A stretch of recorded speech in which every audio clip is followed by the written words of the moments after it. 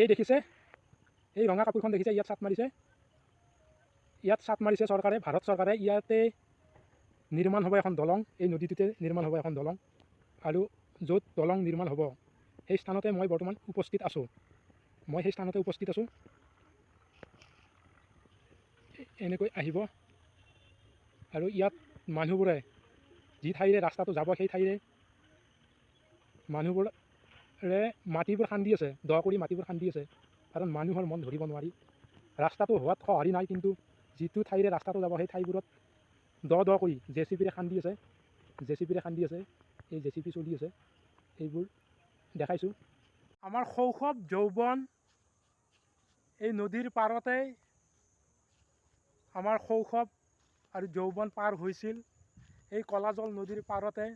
আৰু হয়তো কিছুদিন পিছত ইয়াৰ যি পৰিৱেশ, এই পৰিৱেশ আমি হয়তো দেখিবলৈ নাপাম, কাৰণ ইয়াত হয়তো ৰাস্তা বনোৱা যিবোৰ ডাঙৰ ডাঙৰ বাহন, যিবোৰ মেচিনেৰে সামগ্ৰী, সেইবোৰৰ শব্দ শুনিবলৈ পাম। আৰু এই পথেৰে হয়তো পাৰ হৈ যাব ডাঙৰ ডাঙৰ যি আমাৰ যাত্ৰীবাহী বাছৰ লগতে মালবাহী ট্ৰাকসমূহ, গধুৰ যান বাহনসমূহ এই পথেৰে হয়তো চলাচল হ'ব। বাৰু যিয়ে নহওক, মই আহিলোঁ অন্য এটি কথালৈ। আচলতে নদীৰ পাৰত আহি যদিও ভাল লাগে, এই নদীটোত কিছু আচলতে মোৰ দুখ জড়িত হৈ আছে। আৰু এই নদীটো যদিও শৈশৱ যৌৱন পাৰ হৈছিল, কিন্তু এই নদীটোতেই আচলতে আহিলেই মোৰ দুখ লাগে। আৰু মই অহা নাছিলোঁ, আজি 4টা বছৰ এই স্থানলৈ অহা নাছিলোঁ। আজি আহিলোঁ, আচলতে মই আহিলোঁ যে ৰাস্তাটো কোন ঠাইৰে ৰাস্তাটো হ'ব সেই স্থানটো চাবলৈ আহিলোঁ। আহি মনত পৰি গ'ল ঘপককৈ, মোৰ 2020 বৰ্ষত এজনী ছোৱালী আছিল, ডাঙৰ ছোৱালী। সেই ছোৱালীজনীৰ মৃত্যু হৈছিল। আৰু ক'ত মৃত্যু হৈছিল, কেনেকৈ মৃত্যু হৈছিল, মই সেই স্থানটুকুৰ আজি মই এই ভিডিঅ'ৰ জৰিয়তে আপোনালোকক দেখুৱাম। আচলতে ময়ো সেই স্থানটো দেখা নাছিলোঁ যিটো সময়ত মৃত্যু হৈছিল ছোৱালীজনীৰ। মই তেতিয়া হেভেলছ ক'ভিড কেয়াৰ চেণ্টাৰত কাম কৰি আছিলোঁ। আৰু সেই মৃত্যু হোৱা ছোৱালীজনীকো চাবলৈ মোক কিন্তু সেই সময়ত চৰকাৰে অনুমতি দিয়া নাছিল আহিবলৈ। মই দেখা নাপালোঁ সেই ছোৱালীজনীৰ মৃত্যু হোৱা ছোৱালীজনীৰ মুখখনো। কিন্তু আজি মই আপোনালোকক এই ভিডিঅ'ৰ জৰিয়তে যিটো স্থানত, সেই স্থানতে জুন মাহৰ এতিয়া 20 তাৰিখ আছিল। এই জুন মাহৰ 20 তাৰিখে এই স্থানতে যেতিয়া পানী আছিল, ইয়াত এখন বেৰ আছিল, এই স্থানতে পিছল খাই বাগৰি পৰি মোৰ ছোৱালীজনীৰ মৃত্যু হৈছিল। আজি মোৰ সঁচাই দুখ লাগিছে। আপোনালোকে নাভাবিব এই ভিডিঅ'ত আচলতে মই এইখিনি কথা ক'ব নালাগিছিল, তথাপিতো এইকাৰণে ক'লোঁ যে আপোনালোকে জানক, মোৰ কাহিনীসমূহ জানক। আজি মই যিহেতু ওলাইছে, মই সকলো কথা এই ভিডিঅ'ৰ জৰিয়তে আপোনালোকে ক'ম, আপোনালোকে নিশ্চয় কথাবোৰ শুনিব। 2020 বৰ্ষত বৰ্তমানৰ মুখ্যমন্ত্ৰীগৰাকী তেতিয়া স্বাস্থ্যমন্ত্ৰী আছিল, আৰু তেখেতে আমাক বিশ্ব মহামাৰী ক'ভিডৰ ত্ৰাসৰ কথা সকলো হয়তো জ্ঞাত, সকলোৱে জানে।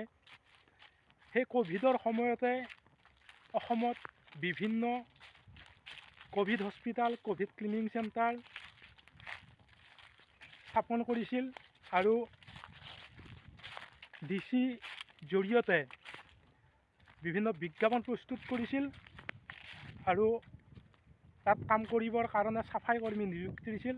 আৰু তেতিয়াৰ স্বাস্থ্যমন্ত্ৰী, বৰ্তমান মুখ্যমন্ত্ৰীগৰাকীয়ে কৈছিল যে তোমালোকৰ চাকৰি আজিৰ পৰা পাৰ্মিনেণ্ট। কিন্তু পাৰ্মিনেণ্ট কৰাৰ পৰিৱৰ্তে আমাক টাৰ্মিনেট কৰিলে। সেইটো বাৰু আপোনালোকে সকলোৱে জানে কথাবোৰ। তাৰ মাজতে আৰু দুটামান কথা মই কওঁ যে যিজন মন্ত্ৰী স্বাস্থ্যমন্ত্ৰী বৰ্তমানৰ মুখ্যমন্ত্ৰী তেখেত দক্ষ মন্ত্ৰী, তেখেতক ৰাইজে শ্ৰদ্ধা কৰে। তেখেতে আচলতে কৰিব নালাগিছিল যে আমাৰ দৰে নিবনুৱাসকলক, আমি ভবা নাছিলোঁ আমাক প্ৰতাৰণা কৰিব বুলি। সঁচাই দুখ লাগিছে, কাৰণ আমাৰ দৰে দুৰ্ভগীয়া পৰিয়ালসমূহৰ কথা বিননি হয়তো মুখ্যমন্ত্ৰীৰ কাণত পৰিছে যদিও কাণসাৰ দিয়া নাই। কাৰণ আজি আমি কেনেদৰে জীয়াই আছোঁ আমি জানো। আমাৰ আত্মাই জানে এজনী কন্যা সন্তান হেৰুৱাৰ বেদনা কিমান হ'ব পাৰে, সেইটো আমি ভুক্তভোগী দেউতাক হিচাপে জানো। কাৰণ আজি মোৰ বুকুৰ মাজত ছোৱালীজনীও নাই, আজি মোৰ চৰকাৰে দিয়া, এই চৰকাৰখনে দিয়া সেই চাকৰিটোও নাই। আজি মই দিশহাৰা। আজি মই মোৰ পৰিয়ালটো মই কেনেকৈ চলি আছোঁ ভগৱান জানে। চৰকাৰৰ ফালৰ পৰা কোনো আমি সা সুবিধা এতিয়ালৈকে পোৱা নাই।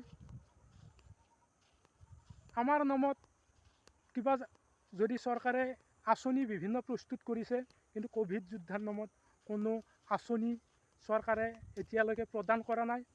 আমাক হয়তো আঁচনিয়ে আচলতে আমি পাব লাগে, কিন্তু আমাক প্ৰতাৰণা কৰা হৈছে। আমাৰ নামত অহা চৰকাৰী ঘৰটো পঞ্চায়তে বিভিন্ন দালালৰ যোগেদি ঘৰটো মোৰ নামত আমন্ত্ৰিত ঘৰটো কাটি দিছে। গতিকে এইবোৰ দুখ এই ভিডিঅ'ৰ জৰিয়তে আচলতে ৰাইজক ক'ব বিচাৰিছোঁ, মোৰ ব্যক্তিগত কথা এইবোৰ। আৰু এই ভিডিঅ'ৰ জৰিয়তে অসমৰ মুখ্যমন্ত্ৰী মহোদয়ক শেষবাৰৰ কাৰণে ক'ব বিচাৰিছোঁ, মাননীয় মুখ্যমন্ত্ৰী মহোদয়, আমাৰ দৰে ক'ভিড চাফাই কৰ্মীসকলক আপুনি মাতি নি সৰু সজাত 100% আশ্বাস দিয়াৰ পিছত আজি আমাক কিয় প্ৰতাৰণা কৰিলে? আমি ভবা নাছিলোঁ, যিহেতু আপোনাক আমি বিশ্বাস কৰোঁ, আমাক বিশ্বাসঘাতক আপুনি কৰিব নালাগিছিল। কাৰণ আপোনাৰ কাৰণে আজি মোৰ ছোৱালীজনী মৃত্যু হ'ল। যদি মই ক'ভিডৰ চাকৰিটো কৰিব নগ'লোহেঁতেন, মোৰ হয়তো ছোৱালীজনী আজি মোৰ বুকুৰ মাজত থাকিলেহেঁতেন। কিন্তু মোৰ এই ছোৱালীজনী আজি হাইস্কুল সেৱান্ত পৰীক্ষা দিলে হয়, মেট্ৰিক দিলে হয়। কিন্তু আজি ছোৱালীজনী এই নদীৰ পাৰত মৃত্যু হ'ল, এই নদীতে মৃত্যু হ'ল। কিন্তু ছোৱালীজনী আজি মই আচলতে চাবলৈ আহিছোঁ, মৃত্যু হোৱা ঠাইবোৰ কিন্তু চাবলৈ আহিছোঁ। মোৰ মনত পৰিছে, কাৰণ যিহেতু মেট্ৰিক পৰীক্ষা চলি আছে। কিন্তু আমাৰ কথা মাননীয় মুখ্যমন্ত্ৰী মহোদয় এবাৰো নাভাবিলে, এই চৰকাৰখনে এবাৰো নাভাবিলে। এই ভিডিঅ'ৰ জৰিয়তে এই চৰকাৰখনক পুনৰ ক'ব বিচাৰিছোঁ, অসমবাসী ৰাইজে ক'ব বিচাৰিছোঁ যে অসমবাসী ৰাইজে জানে যে ক'ভিডৰ সময়ত আমি কিমান কষ্ট কৰিছিলোঁ, নিজৰ জীৱনকো তুচ্ছ কৰি ৰাইজক সহায় কৰিছিলোঁ। যদি আচলতে সৎ চিন্তাধাৰাৰ মানুহ হয়, অসমবাসী ৰাইজে নিশ্চয় গম পায় যিবোৰ কাম আমি কৰিছিলোঁ, সেইবোৰ কামৰ কথা ভাষাৰে বৰ্ণনা কৰিব নোৱাৰি। আজি কিন্তু আমাক প্ৰতাৰণা কৰিলে। আমি আচলতে যদি সেইবোৰ কাম নকৰিলোহেঁতেন, দ্বিতীয়বাৰৰ কাৰণে হয়তো চৰকাৰখন নাহিলহেঁতেন। কাৰণ ক'ভিড যুদ্ধত জয়ী হোৱাটোৱে হৈছে অসম চৰকাৰৰ টাৰ্ণিং পইণ্ট। আৰু তাৰ কাৰণে হয়তো দ্বিতীয়বাৰৰ কাৰণে অসমত বিজেপিৰ চৰকাৰ হ'ল। আমি ধন্যবাদ জনাইছোঁ, কাৰণ ময়ো এজন বিজেপিৰ কাৰ্যকৰ্তা। 1998 চনৰ পৰা বিজেপিৰ সক্ৰিয় হিচাপে কাম কৰি আছোঁ, আজিও আছোঁ। আজিও যদি একো পোৱা নাই তথাপিতো আছোঁ। আচলতে এইখিনি কথা মোৰ ব্যক্তিগত কথা ক'ব নালাগিছিল, তথাপিতো কৈছোঁ। কিন্তু এজন বিজেপিৰ কাৰ্যকৰ্তাকে যদি চৰকাৰখনে প্ৰতাৰণা কৰে,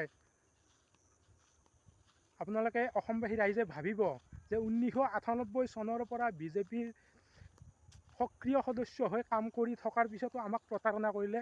ইয়াৰ সমান আচলতে দুখ নাই। আমি আচলতে ভাঙি পৰিছোঁ, যিহেতু নিৰ্বাচন সমাগত।